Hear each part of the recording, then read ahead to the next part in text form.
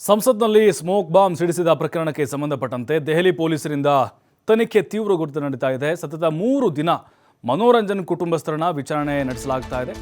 ನಿನ್ನೆ ರಾತ್ರಿ ಬಂದು ವಿಚಾರಣೆ ಮಾಡಿದರು ದೆಹಲಿ ಪೊಲೀಸರು. ಇವತ್ತು ಕೂಡ ಆಗಮಿಸಿ ವಿಚಾರಣೆ ನಡೆಸುವಂತಹ ಸಾಧ್ಯತೆಗಳಿದ್ದಾವೆ. ಮನೋರಂಜನ್ ಸ್ನೇಹಿತರ ಬಗ್ಗೆ ಪೊಲೀಸರು ಮಾಹಿತಿ ಕಲೆ ಹಾಕ್ತಾ ಇದ್ದಾರೆ. ಈಗಾಗಲೇ ಬಾಗಲಕೋಟೆಯಲ್ಲಿ ಓರ್ವನನ್ನು ವಶಕ್ಕೆ ಪಡೆದಿದ್ದಕ್ಕಾಗಿ ಅಂದರೆ ಸಾಯಿ ಕೃಷ್ಣ ಆತ ನಿವೃತ್ತ ಡಿವೈಎಸ್ಪಿ ಅವ್ರ ಮಗ, ಆತನನ್ನು ಡೆಲ್ಲಿ ಕರ್ಕೊಂಡು ಹೋಗಿದ್ದಾರೆ.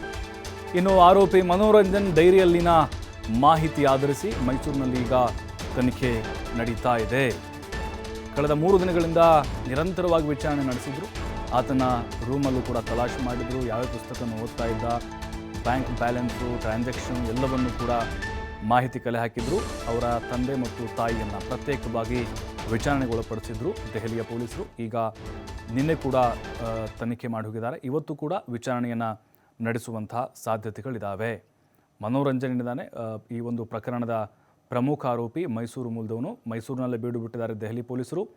ಕಳೆದ 3-4 ದಿನಗಳಿಂದ ನಿರಂತರವಾಗಿ ಅವರ ಕುಟುಂಬಸ್ಥರನ್ನ ವಿಚಾರಣೆಗೆ ಒಳಪಡಿಸ್ತಾನೆ ಇದ್ದಾರೆ. ಬಟ್ ಈಗ ಈತನ ಡೈರಿಯಲ್ಲಿ ಯಾವೆಲ್ಲ ಹೆಸರುಗಳಿದ್ವೋ ಮತ್ತು ಯಾರ ಜೊತೆಗೆಲ್ಲ ಸಂಪರ್ಕದಲ್ಲಿದ್ನೋ ಕಾಲ್ ಹಿಸ್ಟ್ರಿ ಎಲ್ಲ ತೆಗೆದು ಒಬ್ಬೊಬ್ಬರನ್ನೇ ವಿಚಾರಣೆ ಕರೀತಾ ಇದ್ದಾರೆ. ಉದಾಹರಣೆಗೆ ಈಗ ಬಾಗಲಕೋಟೆಯಿಂದ ನಿವೃತ್ತ ಡಿವೈಎಸ್ಪಿ ಮಗ ಸಾಯಿ ಕೃಷ್ಣನನ್ನು ಕೂಡ ವಶಕ್ಕೆ ಪಡೆದುಕೊಂಡಿದ್ದಾರೆ. ಬಟ್ ಈಗ ಮನೋರಂಜನ್ ಈ ಒಂದು ದಾಳಿಯ ಉದ್ದೇಶ ಅದನ್ನು ಕೂಡ ತನಿಖಾ ಹಂತದಲ್ಲಿ ನಡೀತಾ ಇದೆ. ಆದರೆ ಈಗ ಇವನ ಹಿನ್ನೆಲೆಯನ್ನು ಕಂಪ್ಲೀಟಾಗಿ ತಡಕಾಡ್ತಾ ಇದ್ದಾರೆ.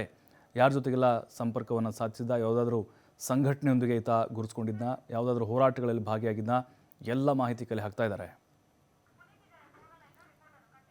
ಮತ್ತಷ್ಟು ಮಾಹಿತಿ ಪುನೀತ್ ನೀಡ್ತಾರೆ. ಪುನೀತ್, ದೆಹಲಿ ಪೊಲೀಸರ ತನಿಖೆ ತೀವ್ರಗೊಂಡಿದೆ. ಈಗ ಯಾವೆಲ್ಲ ಆಯಾಮಗಳಲ್ಲಿ ಮನೋರಂಜನ್ ಮನೆಯಲ್ಲಿ ತಲಾಶ್ ನಡೀತಾ ಇದೆ ಅಂತ? ಪ್ರಭು, ಸಂಸತ್ತಿನ ಪ್ರಕರಣಕ್ಕೆ ಸಂಬಂಧಪಟ್ಟಂತೆ ಈಗಾಗಲೇ 10 ದಿನಗಳಲ್ಲಿ ಕೂಡ ತನಿಖೆಯನ್ನು ನಡೆಸ್ತಾ ಇದೆ. ಮೈಸೂರಿನ ವಿಜಯನಗರ ಪೊಲೀಸರ ಸಹಕಾರದೊಂದಿಗೆ ದೆಹಲಿ ಪೊಲೀಸರು ಈಗ 3-4 ದಿನಗಳಲ್ಲಿ ಕೂಡ ಏನು ಮುಖ್ಯವಾಗಿ 2ನೇ ಆರೋಪಿ ಆಗಿರುವಂತಹ ಮನೋರಂಜನ್ ಮನೆಯವರನ್ನ ವಿಚಾರಣೆಗೊಳಪಡಿಸ್ತಕ್ಕಂಥದ್ದು, ಜೊತೆಗೆ ಆತ ಅಧ್ಯಯನ ಮಾಡುತ್ತಿದ್ದಂತಹ ಪುಸ್ತಕಗಳಿರ್ಬೋದು, ಜೊತೆಗೆ ಆತನ ಸಂಪರ್ಕದಲ್ಲಿದ್ದಂತಹ ಸ್ನೇಹಿತರುಗಳಿರ್ಬೋದು, ಇವರೆಲ್ಲರನ್ನೂ ಕೂಡ ತಪಾಸಣೆಗೊಳಪಡಿಸಿದ್ರೆ ವಿಚಾರಣೆಗೊಳಪಡಿಸುವಂತ ಒಂದು ಕೆಲಸಕ್ಕೆ ಮುಂದಾಗ್ತಾ ಇರತಕ್ಕಂಥದ್ದು. ಪ್ರಮುಖವಾಗಿ ಸತತ 3 ದಿನ ಮನೋರಂಜನ್ ಅವರ ಒಂದು ಕುಟುಂಬಸ್ಥರ ಒಂದು ವಿಚಾರಣೆ ನಡೀತಾ ಇರತಕ್ಕಂಥದ್ದು.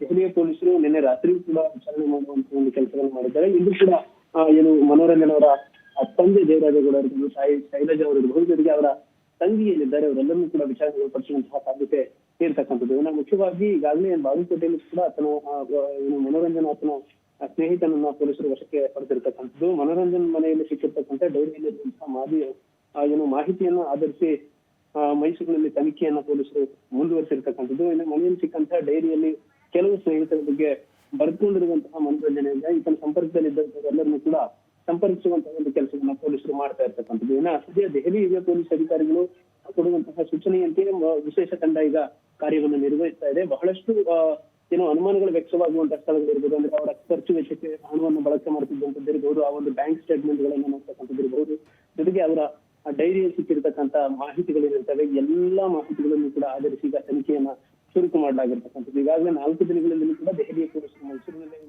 ಓಕೆ, ಥ್ಯಾಂಕ್ ಯು ಪುನೀತ್ ಮಾಹಿತಿಗಾಗಿ.